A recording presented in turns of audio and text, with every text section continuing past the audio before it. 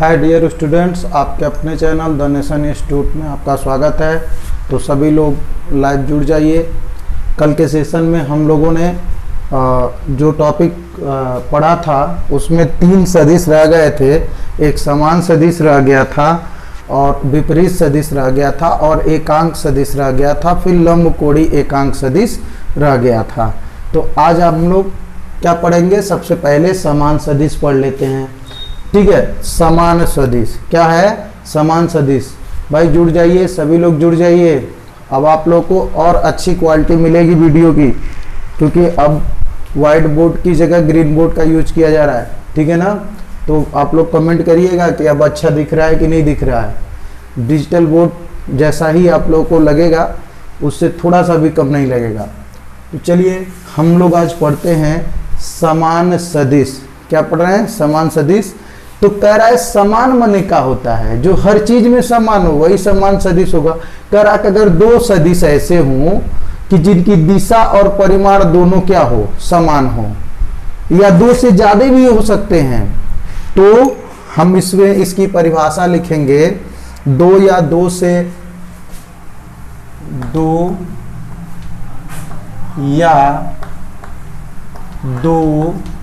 से अधिक ऐसे सदिश, ऐसे समांतर सदिश, ऐसे समांतर सदिश, समांतर सदिश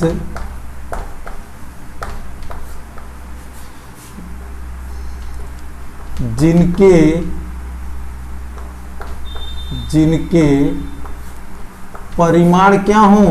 समान हो। परिमाण समान हो,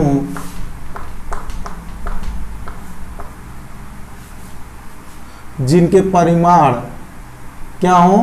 परिमाण व दिशा दोनों कह दीजिए। परिमाण व दिशा क्या हो? जिनके परिमाण समान नहीं है, पहले दिशा भी लिख दीजिए। परिमाण व दिशा दोनों समान हो। क्या हो? परिमाण व दिशा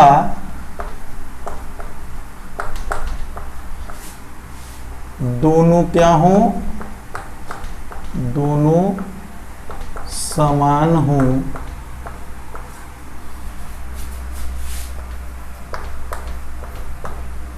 वे, ठीक है, समान सदिश कहलाते हैं। वे समान सदिश कहलाते हैं।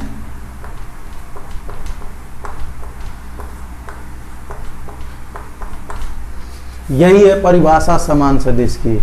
कह रहा है 2 या 2 से अधिक ऐसे समांतर सदिश जिनके परिमाण व दिशा दोनों क्या हो? समान हो, वे क्या कहलाते हैं? समान सदिश कहलाते हैं। यहाँ दोनों चीज समान होनी चाहिए, परिमाणों समान हो और दिशा भी समान हो। परिमाण का मतलब जो बाण, जिस सदिश का जो बाण है उसकी लंबाई समान हो, तब ना परिमाण समान होगा। और जब दिशा भी क्या हो? समान हो। तो यहाँ पर हम कई गो वेक्टर बना देंगे और दिखा देंगे कि ये सब क्या है? समान है। जैसे मान लीजिए एक वेक्टर आपका ये है, ये एक वेक्टर है, ये वेक्टर ए है। ठीक है, इसी के समांतर एक दूसरा वेक्टर है, इसी के बराबर लंबाई का, ये बी है। ठीक है, इसी के समांतर एक तीसरा वेक्टर है, इसी लंबाई का, ये क्या है? सी है। इसी के समांतर एक और हम वेक्टर बना देते हैं, इसी दिशा में, ये क्या है? डी है। ये सब वेक्टर क्या है? आपस में समान है। तो लिखेंगे जैसे करके ये लिख देंगे, जैसे ए बी सी डी, ये सभी वेक्टरों का, इसमें आप देखिएगा सबका लंबाई क्या है? समान है। इसका मतलब सबका परिमाण भी क्या है? समान है। तो और दिशाओं, ये सब एक ही दिशा में जा रहे हैं कि नहीं जा रहे हैं? ये एक ही दिशा में जा रहे हैं। तो लंबाई समान मतलब परिमाण समान हो गया। एक ही दिशा में जा रहे हैं, इसका मतलब कि इनकी दिशा भी क्या है, समान है। तो जब लंबाई यानी परिमाण समान हो गया और दिशा भी समान हो गई और ये सब एक दूसरे के समांतर भी हैं, तो ये एक दूसरे के क्या होंगे, समान सदिश होंगे। तो समान माने बराबर, तो यहां पर लिख सकते हैं अतः वेक्टर ए बराबर वेक्टर बी बराबर वेक्टर सी बराबर वेक्टर डी। यहां से लिख सकते हैं कि नहीं लिख सकते हैं? तो ये हो जाएगा वेक्टर ए बराबर वेक्टर बी बराबर वेक्टर सी बराबर वेक्टर डी, ठीक ना। तो इस तरीके से हम समान सदिश कैसे कहते हैं? समान सदिश की परिभाषा क्या है? दो या दो से अधिक ऐसे समांतर सदिश, चाहे दो सदिश ले लो चाहे दो से ज्यादा ले लो, 20 थे 50 थे 100 थे ले लो, दो या दो से अधिक ऐसे समांतर, सब समांतर होने चाहिए। जैसे ये है इसके समांतर ये होने चाहिए, इसके समांतर ये, सब एक दूसरे के क्या होने चाहिए, समांतर होने चाहिए। तो दो या दो से अधिक ऐसे समांतर सदिश, ठीक है ना, ऐसे समांतर सदिश जिनके परिमाण यानी लंबाई सबका क्या हो, बराबर हो और दिशा भी क्या हो, समान हो। तो जिनके परिमाण व दिशा दोनों समान हो वे समान सदिश कहलाते हैं। तो जैसे ए बी सी डी ये सब क्या है, समांतर है, सबकी दिशा भी क्या है, समान है, और ये आपस में जो है इनकी लंबाई भी क्या है, समान है। तो हम यहां से लिख सकते हैं वेक्टर ए बराबर वेक्टर बी बराबर वेक्टर सी बराबर वेक्टर डी। लिख सकते हैं कि नहीं लिख सकते हैं? तो चलिए ये समान सदिश खत्म हो गया। बोलिए समझ में आया कि नहीं आया? कमेंट करिए और लोगों को जोड़िए, ठीक है ना।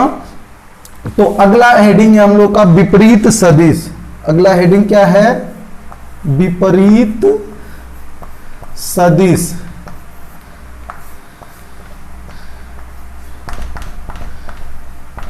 अगला हेडिंग है विपरीत सदिश।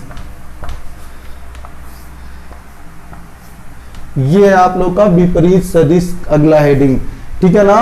तो इसमें क्या लिखेंगे? दो या दो ही, इसमें दो ले लो, विपरीत में दुश्मनी दुइये लोगों में होती है तो दो ले लो, ठीक है ना। तो दो ऐसे समांतर वेक्टर, दो, इसका लिख देंगे परिभाषा, दो ऐसे समांतर सदिश, दो ऐसे समांतर सदिश जिनका परिमाण समान हो, जिनका परिमाण समान हो परंतु दिशा क्या हो, परंतु दिशा भी विपरीत हो, विपरीत हो,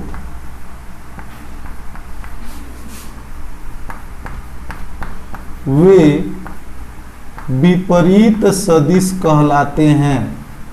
वे क्या कहलाते हैं? विपरीत सदिश कहलाते हैं।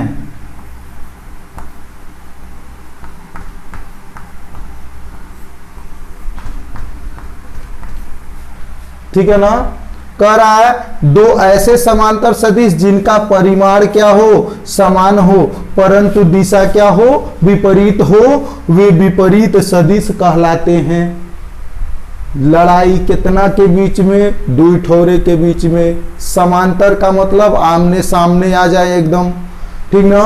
तो दो ऐसे समांतर सदिश जिनका परिमाण क्या हो, समान हो, दोनों का एकदम बराबरी में टक्कर हो, ठीक है। जैसे राम रावण का युद्ध हुआ था, लेकिन रावण मारा गया था, वहां बराबरी का युद्ध नहीं था, लेकिन यहाँ आपको बराबरी का युद्ध करना है।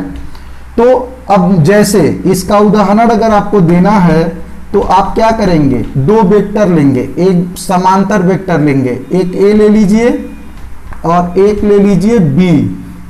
ये दोनों क्या हैं? परस्पर समांतर हैं, लेकिन इनकी दिशा क्या है? विपरीत है। देखिए ये दोनों परस्पर क्या है? समांतर है। समांतर मतलब इनके बीच की दूरी हर जगह समान है। तो अब आप देख लीजिएगा, इतना हाथ से तो थोड़ा बहुत कम बेसी हो गया होगा, लेकिन ये दोनों क्या है, परस्पर समांतर है। तो परिमाण में भी दोनों क्या है, समान है, लेकिन दिशा दोनों की क्या है, एक ठोरे की दिशा ऊपर और एक ठोरे की दिशा नीचे। तो ये दोनों वेक्टर ए और बी विपरीत वेक्टर कहलाएंगे कि नहीं कहलाएंगे? भाई देखो, ये वेक्टर ए और वेक्टर बी दोनों समांतर हैं, तो वही कह रहा है दो ऐसे समांतर सदिश।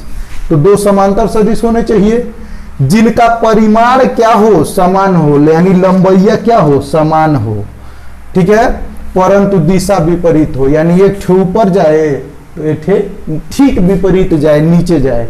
तो ऐसे दो सदिश जिनके परिमाण समान हो और दिशा विपरीत हो और वे समांतर हो, तो वे क्या कहलाते हैं, विपरीत सदिश कहलाते हैं। इसमें आप a बराबर b नहीं लिख सकते हो, इसमें आप लिख सकते हो a बराबर -b, ठीक है ना। यहां पर जब विपरीत सदिश की बात आती है तो यहाँ a बराबर -b, ये माइनस चिन्ह बताता है कि a और b दोनों बराबर तो हैं, ये बराबर चिन्ह ये बताता है कि दोनों का परिमाण बराबर है, लेकिन माइनस चिन्ह ये बताता है कि b की दिशा a के क्या है, विपरीत है। तो यहां से हो जाएगा a बराबर -b। तो जहां a और b क्या है, विपरीत वेक्टर है, यहां से a b c d सब क्या आ रहे थे, समान वेक्टर आ रहे थे कि नहीं आ रहे थे? तो सब समान वेक्टर थे, बराबर थे, ठीक है ना। तो अब आप लोग को उम्मीद है कि समान सदिश और विपरीत सदिश समझ में आ गया होगा। ये सबसे आसान है, यही आपके सिलेबस में है। तो खूब जोर लगा करके शेयर करिए और खूब मेहनत से पढ़िए। तो समान सदिश को एक बार और देख लीजिए, दो या दो से अधिक ऐसे समांतर सदिश जिनके परिमाण व दिशा दोनों क्या है, समान है, वे समान सदिश कहलाते हैं, ठीक है ना। ये इनका क्या होना चाहिए, समांतर, दो या दो से अधिक, इसमें कितना भी वेक्टर ले लीजिए, 2-3 वेक्टर ले लीजिए, सबको बराबर खींच दीजिए समांतर और सबकी लंबाई बराबर कर दीजिए, ए बी सी डी नाम दे दीजिए, तो यहाँ सब समान सदिश हो जाएंगे, यानी ए बराबर होगा बी के, बी बराबर होगा सी के, सी बराबर होगा डी के। लेकिन विपरीत सदिश में क्या होता है कि दो या दो से अधिक ऐसे दो या दो से अधिक नहीं, लड़ाई दुइये ठोरे में होती है। तो विपरीत वाले में क्या होगा, दो ऐसे समांतर सदिश आमने सामने से इसे समांतर आए, एगो इधर आ रहा है तो एगो इधर आए, ठीक है ना, तब ना लड़ाई होगी। तो दो ऐसे समांतर सदिश जिनका परिमाण समान हो परंतु दिशा विपरीत हो एक दूसरे के, वे विपरीत सदिश कहलाते हैं। जैसे यहाँ पर दो सदिश कर दिए, एगो ऊपर एगो नीचे, दोनों समांतर हैं, ए और बी लिख दिए, तो यहाँ पर ए बराबर होगा -b के, यानी बराबर का चिन्ह ये बता रहा है कि ए और बी दोनों का परिमाण तो बराबर है, लेकिन माइनस चिन्ह ये बता रहा है कि जो बी की दिशा है वह ए की दिशा से ठीक अपोजिट साइड में है। तो चिन्ह इसका माइनस है, ये बता रहा है कि यह ठीक विपरीत दिशा में है, ठीक है। तो चलिए अब हम लोग अगला टॉपिक पढ़ते हैं, एकांक वेक्टर। अगला टॉपिक है एकांक वेक्टर।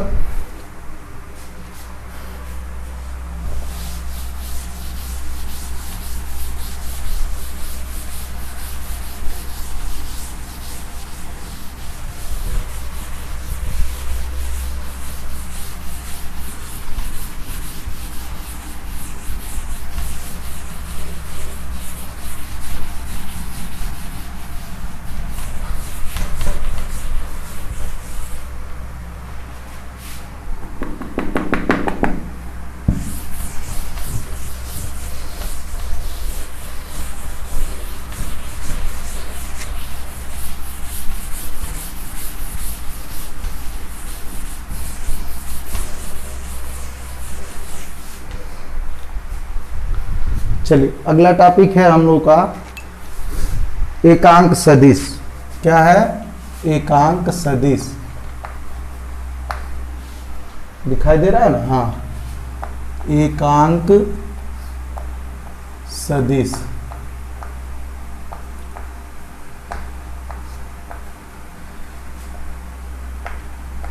इसको इंग्लिश में यूनिट वेक्टर भी कहते हैं, यूनिट वेक्टर।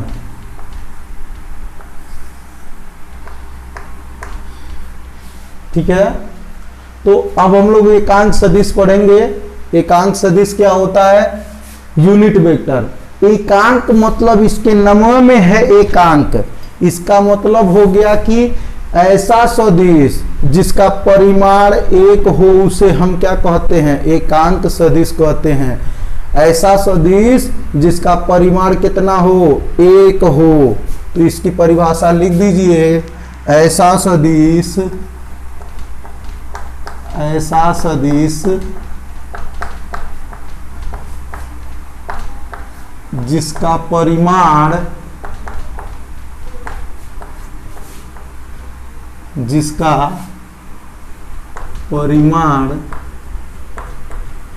केवल एक होता है, जिसका परिमाण केवल एक होता है, एक होता है, उसे वह एकांक सदिश कहलाता है। क्या कहलाता है वो, एकांक सदिश, एकांक सदिश कहलाता है।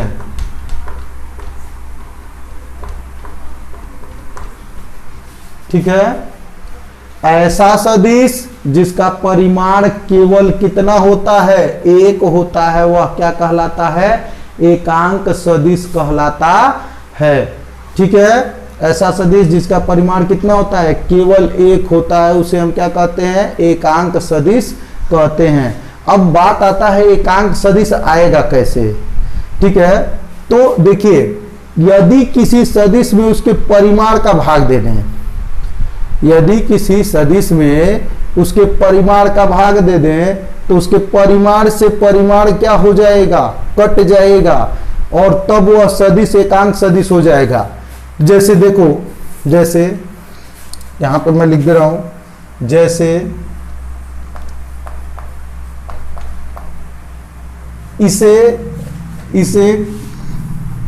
इसे तीर लगा के नहीं, इसे किधर, कैप से प्रदर्शित करते हैं। इसे कैप, कैप मतलब टोपी से क्या करते हैं, से प्रदर्शित करते हैं, इसे कैप से प्रदर्शित करते हैं। और सदिश जो होते हैं ना, प्रदर्शित करते हैं,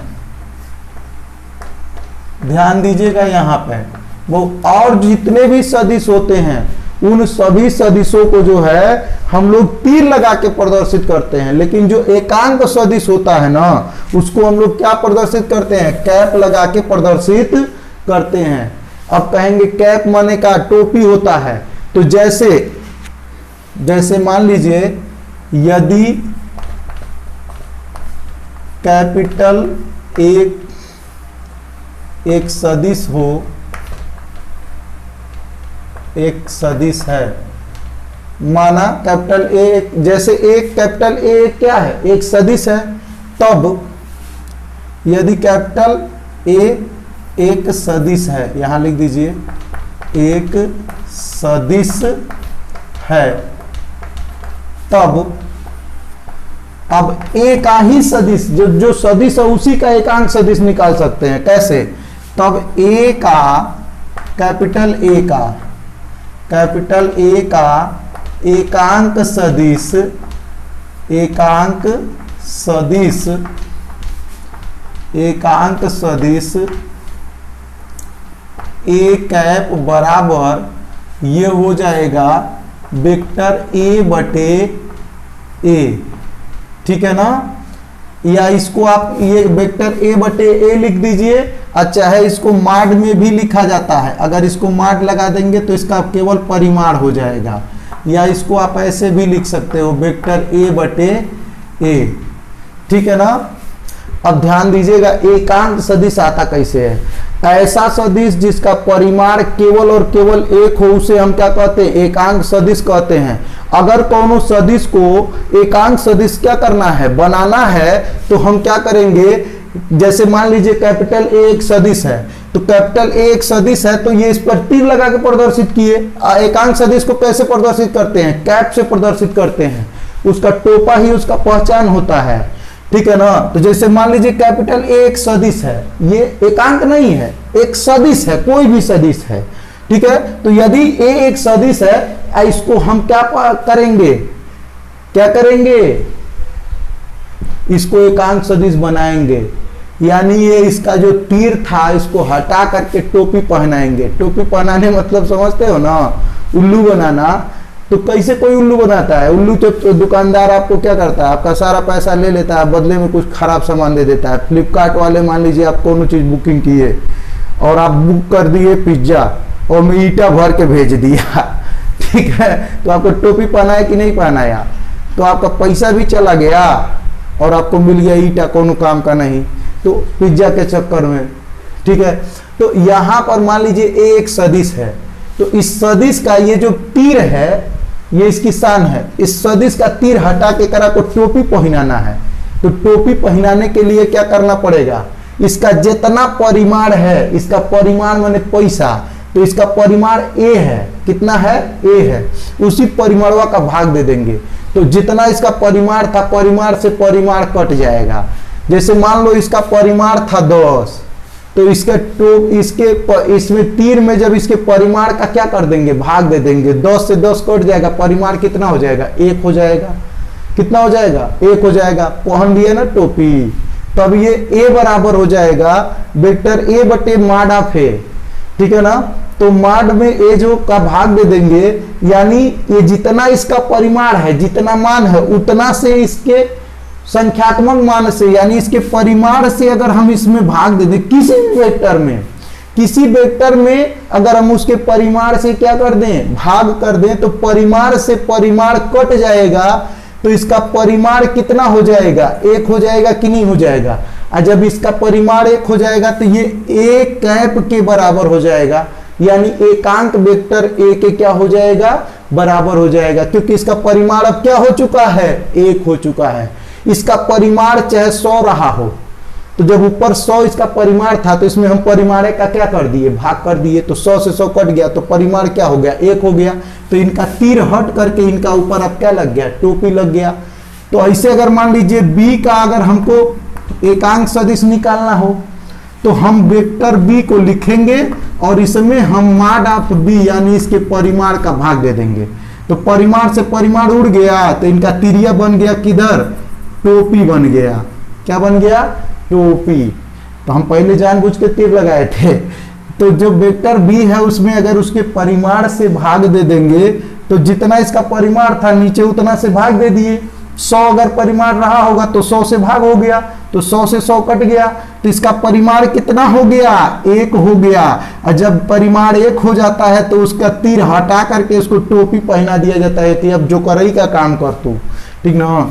तो इसी तरह से सी का भी अगर एकांक वेक्टर निकालना है, तो वेक्टर सी में हम माड ऑफ सी का क्या कर देंगे, भाग दे देंगे। अब माड ऑफ सी का मतलब क्या होता है कि सी का परिमाण, माड ऑफ बी का मतलब होता है बी का परिमाण, माड ऑफ ए का मतलब होता है ए का परिमाण। इसको आप चाहे तो माड और तीर हटा करके केवल ए लिख सकते हैं। केवल ए का मतलब भी वही हो गया कि ए का परिमाण। यहां पर आप माड ऑफ बी को हटा करके आप वेक्टर बी बटे क्या लिख सकते हैं, बी लिख सकते हैं। बी का मतलब हो गया बी का परिमाण, इस पे तीर नहीं है, तो जब तीर हट गया तो ये केवल परिमाण रह गया, और इसमें तीर और परिमाण दोनों था, इसमें परिमाण से क्या कर दिए, भाग दे दिए, तो बी का एकांक वेक्टर क्या हो गया, मिल गया। इसी तरह से यहाँ पर वेक्टर सी आप बटे क्या लिख सकते हैं, सी लिख सकते हैं। माड ऑफ सी को सी भी बोलते हैं। केवल ये परिमाण, इसका तीर हटा लीजिए तो ये क्या बचेगा, परिमाण ही तो बचेगा। तो जब किसी वेक्टर में, जब किसी सदिश में उसके परिमाण का भाग दिया जाता है, तो उस सदिश का एकांक सदिश प्राप्त होता है। जैसे वेक्टर ए में उसके परिमाण का भाग देंगे तो वेक्टर ए का एकांक सदिश प्राप्त होगा। वेक्टर बी में उसके परिमाण का भाग देंगे तो बी का एकांक सदिश प्राप्त होगा।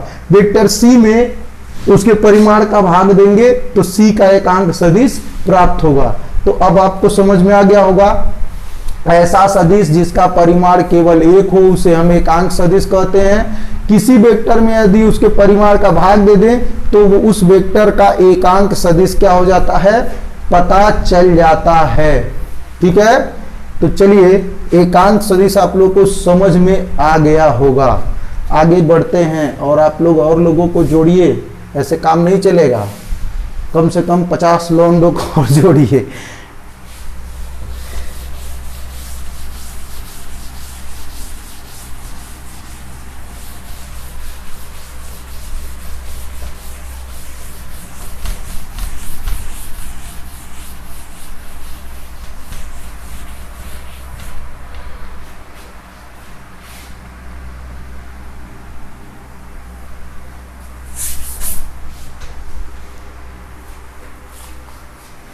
चलिए अगला क्वेश्चन, अगला जो है लंब कोणीय एकांक सदिश, यही हेडिंग था ना, लंब कोणीय, दिखाई दे रहा है ना? हाँ ठीक है। लंब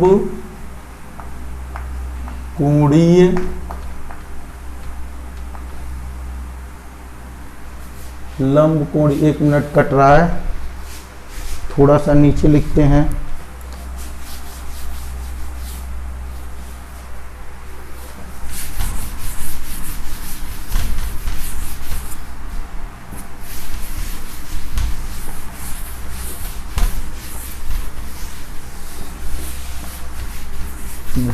थोड़ा सा धुंधला रह गया था। हाँ चलिए अगला हम लोग लिखते हैं लंब कोणीय एकांक सदिश। लंब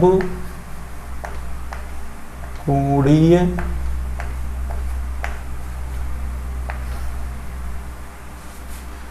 देखिए गलत हो गया है, ये आपका ऐसे होगा ना, कोणीय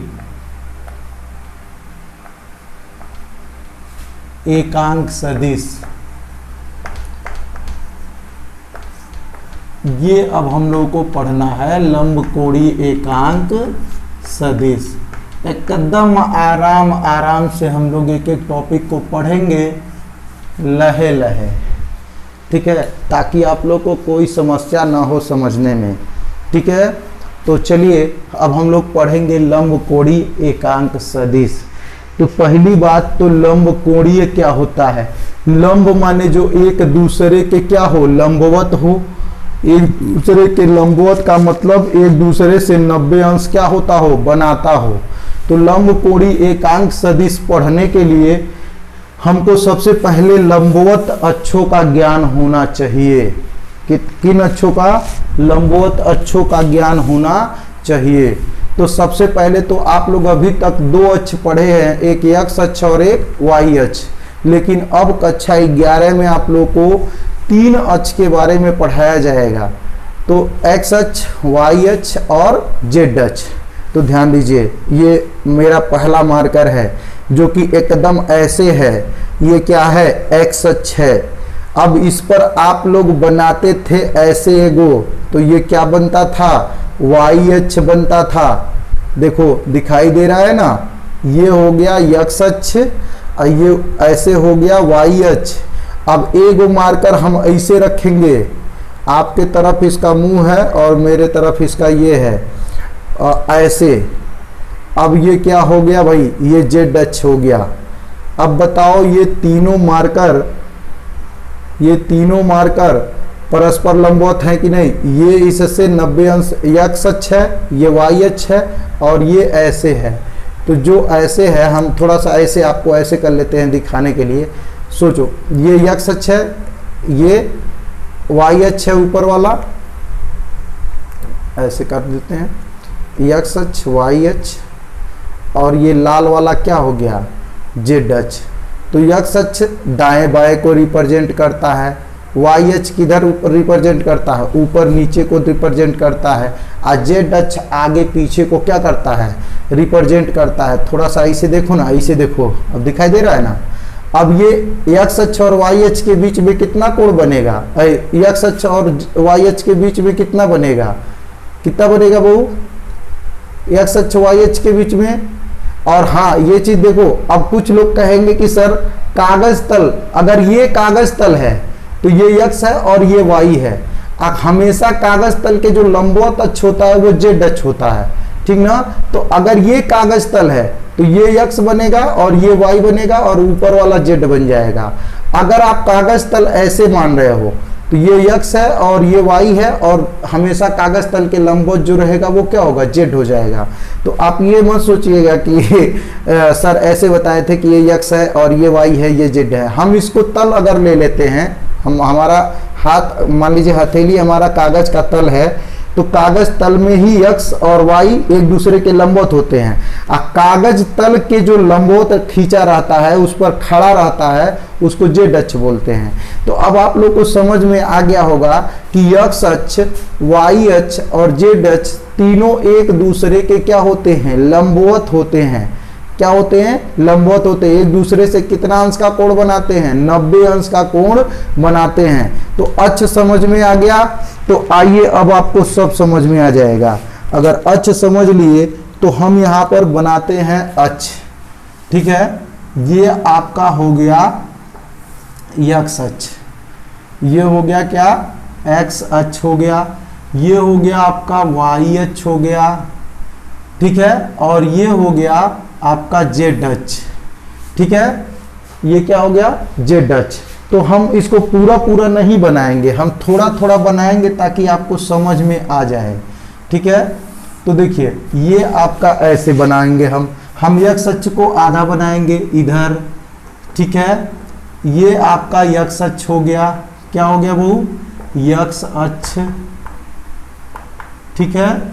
ये हो गया x अक्ष। ये क्या है, y अक्ष है, ये y अक्ष हो गया। और ये जो है ये ज़्यादा लंबा हो गया है, इसको भी छोटा कर देते हैं, ये हो गया z अक्ष, ठीक है।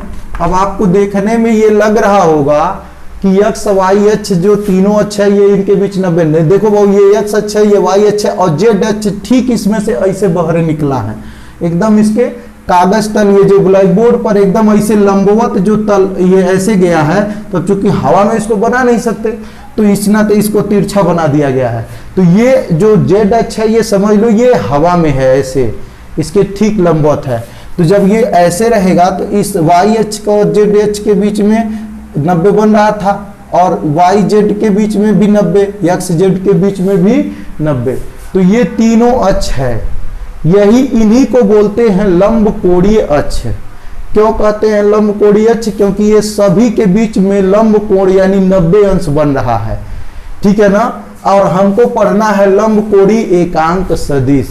क्या पढ़ना है, लंब कोणीय एकांक सदिश। तो बस अब आगे आपको समझ में आ जाएगा।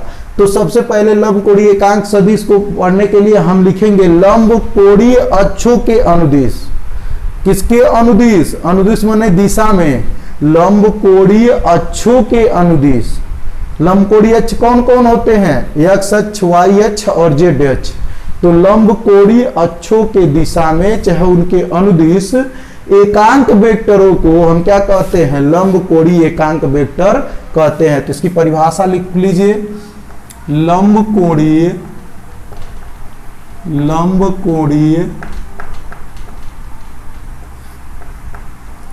अक्षों के अनुदिश, अक्षों के अनुदिश एकांक, लंब कोणीय अक्षों के अनुदिश एकांक सदिशों को अब लंब कोणीय अक्ष कौन कौन से होगा, x अक्ष, y अक्ष, z अक्ष। तो चाहे तो यहां लिख भी लो लंब कोणीय अक्षों, यहां कोष्ठ में x, y, z के अनुदिश एकांक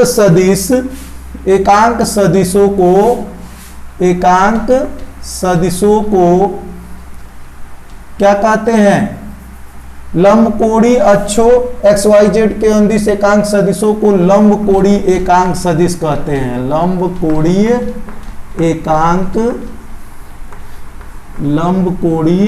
एकांक सदिश कहते हैं, लंब कोणीय एकांक सदिश कहते हैं।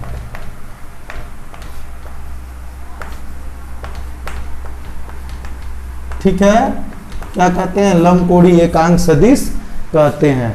तो अब आप लोग को ये बात समझ में आ गई होगी, लंबकोणीय अक्षों एक्स वाई जेड के अनुदिश एकांक सदिशों को लंबकोणीय एकांक सदिश कहते हैं। ये बात क्लियर हो गई, चलिए क्लियर हो गई। अब लंबकोणीय अक्षों के अनुदिश एकांक सदिश को हम लंबकोणीय एकांक सदिश कहते हैं। तो भैया इनका नाम क्या होगा, तो लंबकोणीय एक्स अक्ष के अनुदिश एकांक सदिश को किससे प्रदर्शित करेंगे, लंबकोणीय अक्षों। भाई एकांक सदिशों को तो हम कैप से टोपी लगा के प्रदर्शित करते हैं, ये पता है, लेकिन लंबकोणीय अक्षों के अनुदिश 3 गो सदिश मिलेंगे। एगो एक्स अक्ष के अनुदिश मिलेगा, एगो वाई अक्ष के अनुदिश मिलेगा, एगो जेड अक्ष के अनुदिश मिलेगा। तो एक्स अक्ष के अनुदिश लंबकोणीय एकांक सदिश उसको किससे प्रदर्शित करेंगे, वाई अक्ष के अनुदिश एकांक कोणीय सदिश, एकांक लंबकोणीय सदिश उसको कैसे प्रदर्शित करेंगे, जेड अक्ष के अनुदिश एकांक लंबकोणीय सदिश इसको कैसे प्रदर्शित करेंगे। तो तीनों का अलग अलग से प्रदर्शित करेंगे। तो इसमें लिखेंगे एक्स अक्ष, ये पैरा, ये तो हो गया परिभाषा। अब इसमें पैरा चेंज करके लिखेंगे एक्स अक्ष के अनुदिश, एक्स अक्ष के अनुदिश, चाहे एक्स वाई जेड तीनों लिख लीजिए, क्रमशः लिख दीजिएगा, छोटे में हो जाएगा। एक्स वाई जेड,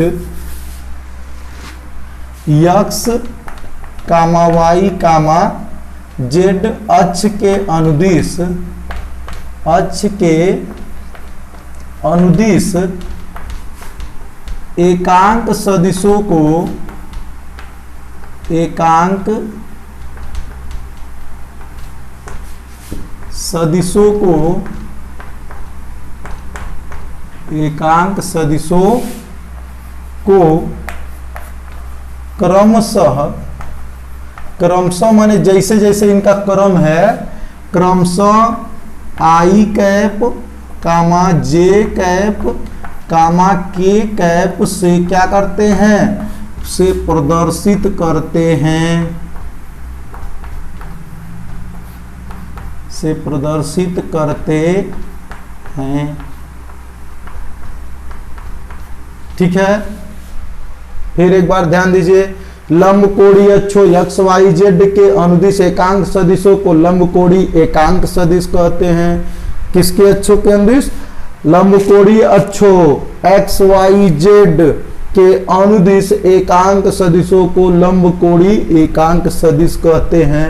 इनको कैसे प्रदर्शित करते हैं, तो एक्स वाई जेड अक्ष के अनुदिश एकांक सदिशों को आई जे के से क्या करते हैं, प्रदर्शित करते हैं। यानी एक्स अक्ष के दिशा में अगर हम एकांक सदिश लेंगे तो ये क्या होगा, आई कैप होगा। अब एकांक है तो कैप लगबे करेगा, टोपा लगबे करेगा, इसका क्या बात है। इसके अक्ष के अनुदिश ये जे हो जाएगा, इसके अक्ष के अनुदिश के हो जाएगा, ठीक है ना। तो एक्स वाई और जेड अक्ष के अनुदिश जो एकांक सदिश है यह आई जे के से क्या होगा, प्रदर्शित होगा। ठीक है, यहां तक बात समझ में आ गई कि नहीं, आ गई। तो चलिए हम एक चीज यहां से और लिख सकते हैं, ये जो एकांक सदिश आई है इसका माड ले लें, माड माने परिमाण, इसका केवल मान हम बात करें, दिशा नहीं। आई एकांक सदिश है, इसकी दिशा किधर होगी, एक्स अक्ष के अनुदिश होगी।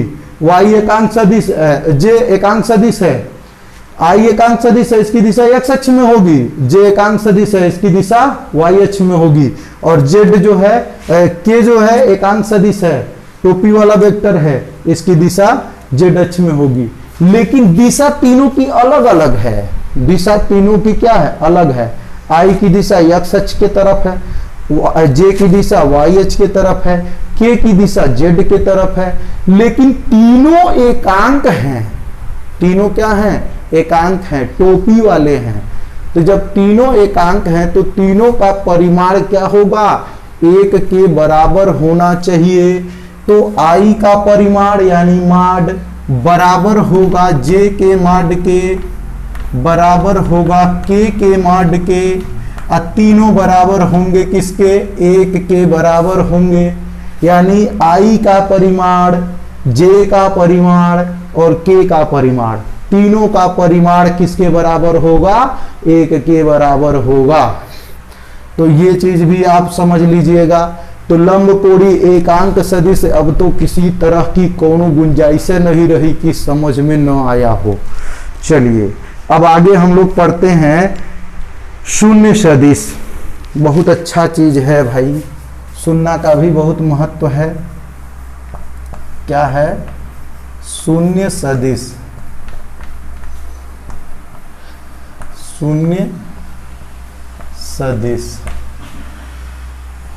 शून्य सदिश भी बहुत इंपॉर्टेंट है। ठीक है, तो जब एकांक सदिश का परिमाण एक है तो शून्य सदिश का परिमाण क्या होगा? शून्य होगा। होगा कि नहीं होगा? तो बस लिख दीजिए ऐसा सदिश जिसका परिमाण शून्य होता है उसे हम क्या कहते हैं? शून्य सदिश कहते हैं। लिख लीजिए आराम से, बहुत आसान है। ऐसा सदिश जिसका परिमाण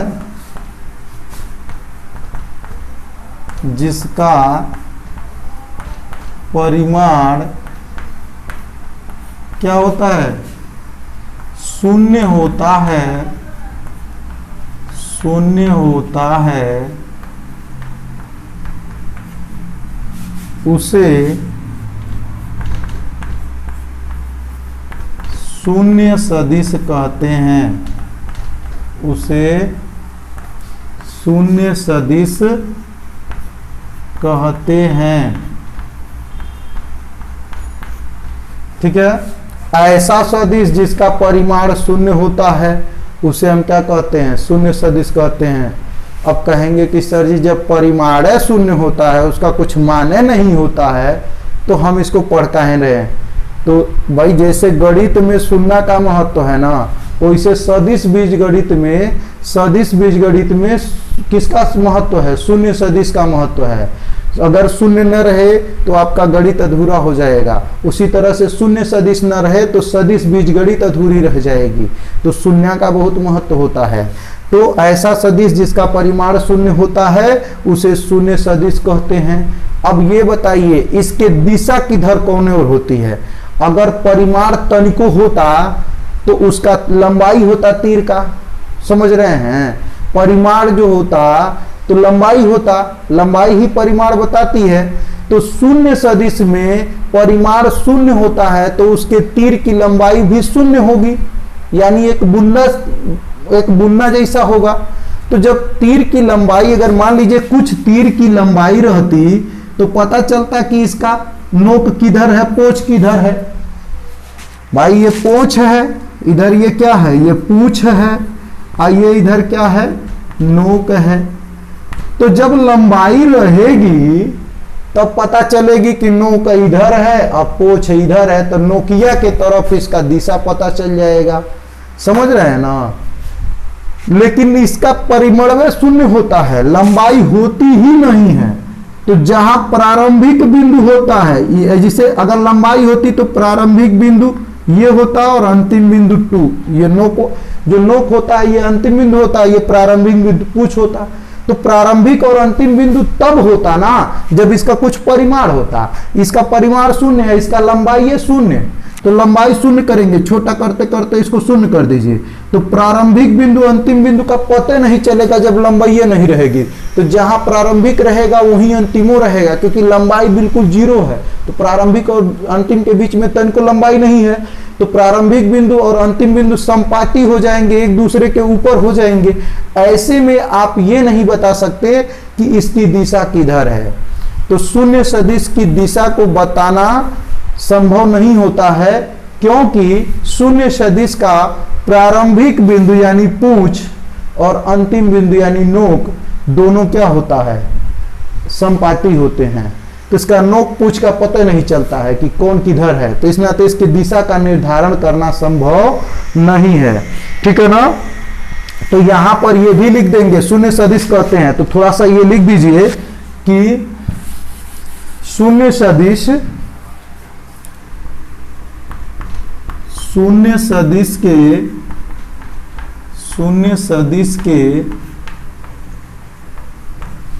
प्रारंभिक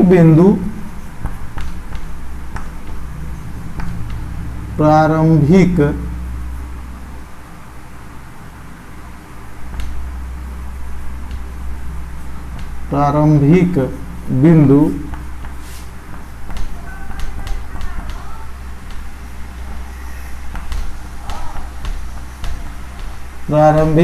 तथा अंतिम बिंदु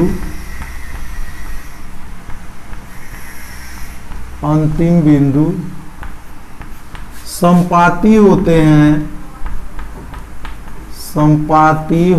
हैं अतः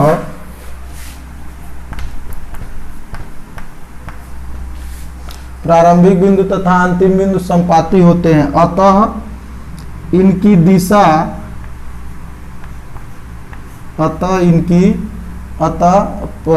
शून्य सदिश की प्रारंभिक बिंदु अंतिम बिंदु संपाती यानी एक के ऊपर होते हैं, अतः इनकी दिशा जो होती है अनिश्चित होती है, निश्चित नहीं होती है। दिशा होती तो है लेकिन अनिश्चित होती है, कौने ओर है पता नहीं चलता, अनिश्चित होती है। ठीक है, ध्यान दीजिए, ऐसा सदिश जिसका परिमाण शून्य होता है उसे हम शून्य सदिश कहते हैं। शून्य सदिश के प्रारंभिक बिंदु और अंतिम बिंदु क्या होते हैं, एक दूसरे के तरह ऊपर होते हैं, संपाती होते हैं। तो अतः इसकी दिशा क्या हो जाती है, अनिश्चित हो जाती है, पता नहीं चलता कि इसका नोक किधर है, पोच किधर है, तो दिशा पता कैसे चलेगा। ठीक है, तो यह इसकी दिशा क्या होती है, शून्य सदिश की दिशा निश्चित नहीं होती है लेकिन दिशा होती है, क्योंकि ये सदिश है तो दिशा होगी, भले ही शून्य परिमाण है, परिमाण न शून्य है, दिशा तो होगी, सदिश है तो, लेकिन दिशा किधर होगी ये निश्चित नहीं हो पाता, क्योंकि प्रारंभिक बिंदु अंतिम बिंदु एक ही बिंदु पर हो जाते हैं, तो पता नहीं चलता कि नोक किधर है, पोच किधर है, इस नाते दिशा क्या हो जाती है, अनिश्चित हो जाती है। ठीक है, अब बात आता है कि शून्य सदिश निकाला कैसे जाता है। जैसे मान लीजिए, यदि शून्य सदिश कैसे प्राप्त होता है, ये बात आती है, यदि किसी वेक्टर में से उसी वेक्टर को घटा दिया जाए, यदि यहां पर कैसे ये मिलता है शून्य सदिश, इसका जन्म कैसे हुआ है ये जान लीजिए। तो यदि किसी सदिश में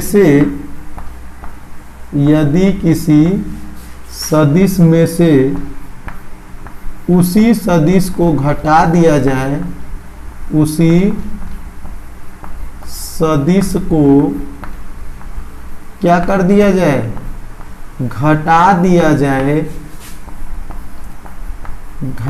दिया जाए तो शून्य सदिश प्राप्त होता है। तो क्या प्राप्त होता है, शून्य सदिश प्राप्त होता है, शून्य सदिश प्राप्त होता है। जैसे वेक्टर ए में से अगर हम वेक्टर ए को ही क्या कर दें, घटा देंगे, तो जीरो वेक्टर क्या हो जाएगा, प्राप्त हो जाएगा कि नहीं हो जाएगा। या वेक्टर बी में से हम वेक्टर बी को ही क्या कर दें, घटा दें, तो जीरो वेक्टर क्या हो जाएगा, प्राप्त हो जाएगा। ठीक है, तो कह रहा है कि यदि किसी सदिश में से यहां से लिख लीजिए, यहां में से, यदि किसी सदिश में से उसी सदिश को क्या कर दिया जाए, घटा दिया जाए। तो अगर मान लीजिए उस सदिश का परिमाण 50 था, तो उसी सदिश को घटा दिए, तो 50 में से 50 घट गया, तो परिमाण में से परिमाण जब पूरा का पूरा घट गया तो परिमाण हो गया 0/भेली। परिमाण क्या हो गया, 0/भेली। जैसे ए में से ए का परिमाण घट गया तो परिमाण हो गया 0, लेकिन दिशा में से दिशा घट गई तो दिशा अनंत होती है ना।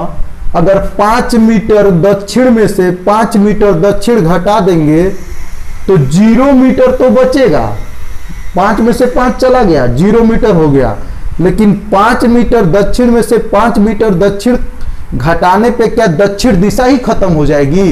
दिशा नहीं खत्म होगी, 0 मीटर दक्षिण बचेगा, ठीक ना। तो वैसे ही है, ए में से ए को घटाने पर परिमाण 0 हो जाएगा, लेकिन ए की दिशा में से ए की दिशा को घटाने पर जो ये दिशा यानी वेक्टर बच जाएगा। 5 मीटर पूर्व में से 5 मीटर पूर्व घटा देंगे तो बाकी का पूर्व बचा रहेगा कि नहीं? दिशा तो बची रहेगी ना, लेकिन 5 में से 5 घट जाएगा, 0 हो जाएगा। तो ये बात हमेशा याद रखिएगा कि यदि किसी वेक्टर में से वेक्टर को घटाएंगे तो परिमाण 0 हो जाएगा, लेकिन दिशा बचेगी। जो इस वेक्टर की दिशा थी वही दिशा बचेगी। जैसे मान लीजिए यह वेक्टर ए का दिशा पूर्व था, तो वेक्टर ए में से वेक्टर ए को घटा दिए, तो वेक्टर ए में से यानी ए मीटर पूर्व में से ए मीटर पूर्व घटा दिए तो 0 मीटर पूर्व बच जाएगा। जिधर इसकी दिशा रहेगी उधर ही शून्य वेक्टर की क्या होगी? दिशा होगी, बशर्ते इसका परिमाण क्या हो जाएगा? शून्य हो जाएगा। उसी तरह से वेक्टर बी में से वेक्टर बी को क्या कर देंगे? घटा देंगे, तो शून्य वेक्टर क्या हो जाएगा? मिल जाएगा। तो उम्मीद है आप लोगों को समझ में आ रहा होगा। ये आप लोग का लंबकोणीय एकांक सदिश, शून्य सदिश। अब इसमें लगभग सब खत्म हो गया है, शून्य सदिश ही अंतिम था। अब इसके बाद हम लोगों को इसमें पढ़ना है अगला टॉपिक। तो अगले दिन हम लोग फिर मिलते हैं कल लाइव क्लास में, आप लोग जुड़े रहिए। अब आप लोगों के लिए इतना अरेंजमेंट किया जा रहा है तो आप लोग भी जम के पढ़िए और लोगों को भी शेयर करिए, अपने दोस्तों से, अपने मित्रों को शेयर करिए। देखिए आप लोगों के लिए हम इतनी मेहनत कर रहे हैं, इतनी रात को मेहनत कर रहे हैं, तो आप लोग का क्या ये दायित्व तो नहीं है कि आप लोग इसको आगे बढ़ाएं? अगर आप लोग आगे नहीं बढ़ाएंगे तो फिर हमारा मन गिर जाएगा, और मन गिर जाएगा तो फिर ये काम करने का मन नहीं करेगा। इतना पैसा, इतना श्रम लगाने के बाद अगर आप लोग मुझे आगे बढ़ने के लिए सपोर्ट नहीं करेंगे तो फिर मेरा मन गिर जाएगा। तो मेरा मन रखने के लिए प्लीज़ प्लीज़ प्लीज़ शेयर करिए। इसी के साथ गुड नाइट, बाय। कल फिर मिलते हैं।